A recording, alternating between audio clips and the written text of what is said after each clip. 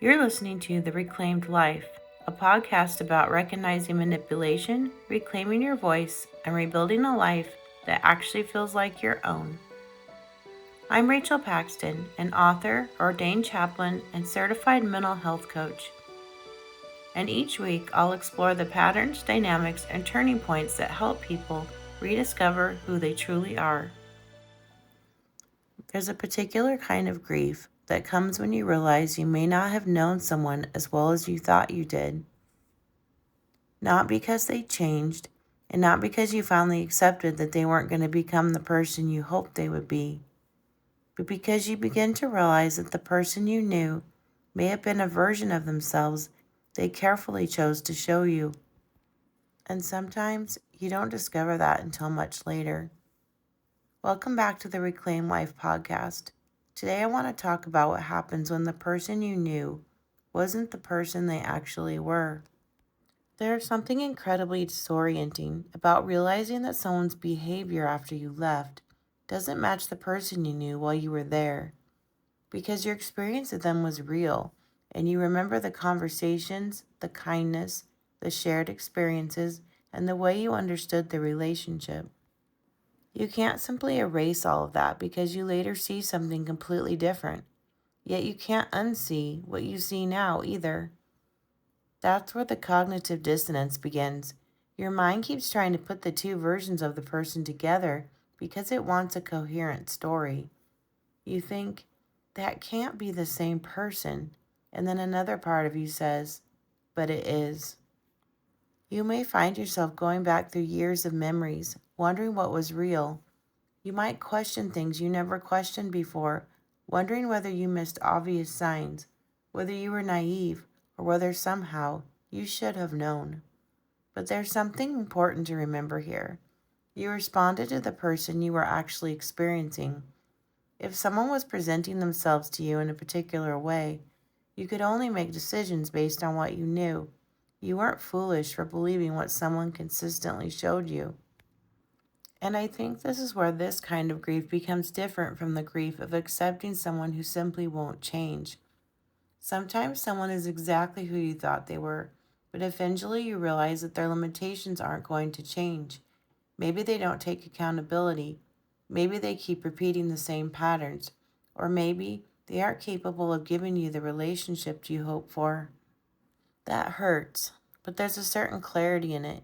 You eventually have to accept this is who this person is, and they're not going to become someone different. But there's another experience where this realization is much more unsettling. You aren't simply realizing that someone won't change, you're realizing that the person you knew may have been carefully managing what you were allowed to see. And sometimes the mask doesn't drop until after you've left.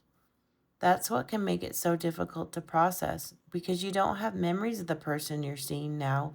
You have memories of the person they showed you, and your mind keeps trying to reconcile these two things.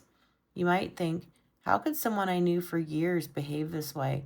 And maybe the hardest part is you may never get a satisfying answer. You may never know exactly when the performance began. You may never know which moments were completely genuine and which moments were carefully calculated.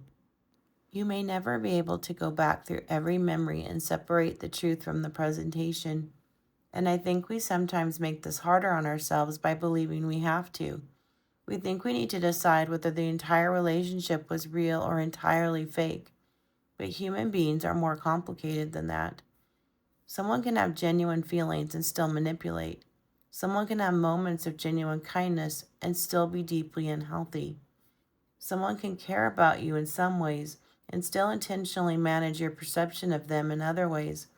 The fact that some things were real doesn't mean the manipulation wasn't real. And the fact that you were deceived doesn't mean every beautiful memory has to become a lie. You're allowed to hold the uncertainty. You can say, I know what I experienced then. You can also say, I know what I see now. Those two things can exist without you having to force them into one perfectly coherent story. There's another part of this I think can be especially painful.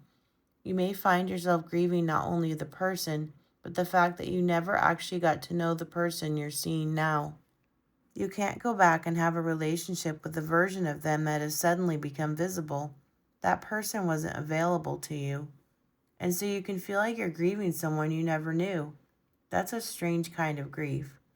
You may also find yourself wondering where you should have seen it. Maybe there were signs, or maybe there were things that didn't make sense at the time.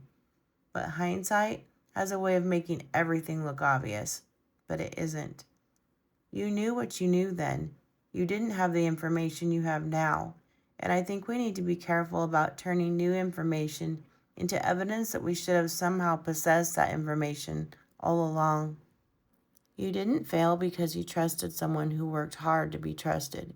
You didn't fail because you couldn't see behind a mask that was being intentionally maintained.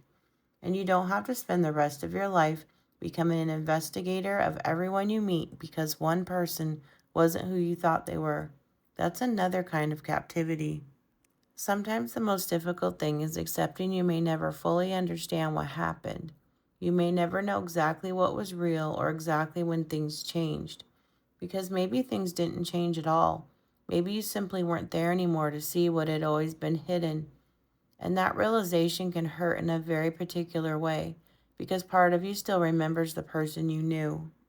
You may still love parts of who they were to you. You may still treasure things that happened. You may still miss the relationship that you believed that you had. None of that means you need to return. It simply means you're human. Sometimes healing isn't about deciding that the relationship was a lie. Sometimes it's about accepting that you never had all the information you thought you had. And eventually you may realize you don't need to solve the mystery in order to move forward. You can stop trying to reconcile the two versions of the person. You can stop asking which one was the real one. Maybe the person you knew was real in the moments you experienced, and maybe the person you see now is also real. And maybe you don't need to understand how both exist in the same person. You only need to recognize that the relationship you thought you had is no longer the relationship you have. That can be enough. There's a particular freedom that comes when you stop trying to make the past make sense. You don't have to rewrite every memory. You don't have to prove that you weren't fooled. You don't have to prove that everything was fake. You can simply acknowledge what you know now. And sometimes that is where the grief finally begins to loosen its grip. Because the question eventually changes. It stops being, who were they really? And slowly becomes, who am I now that I know what I know? That is where the story becomes yours again. Thank you for spending this time with me. If you've ever experienced that strange grief of realizing that someone you knew may not have been the person you thought they were, I hope you can be gentle with yourself. You don't have to solve every contradiction. You don't have to know what was real and what wasn't. You can trust what you experienced, acknowledge what you know now, and allow yourself to keep walking without having every piece of the story explained. Sometimes reclaiming your life doesn't begin when you finally understand someone else. Sometimes it begins when you realize you don't need to anymore. Thank you for listening to The Reclaimed Life.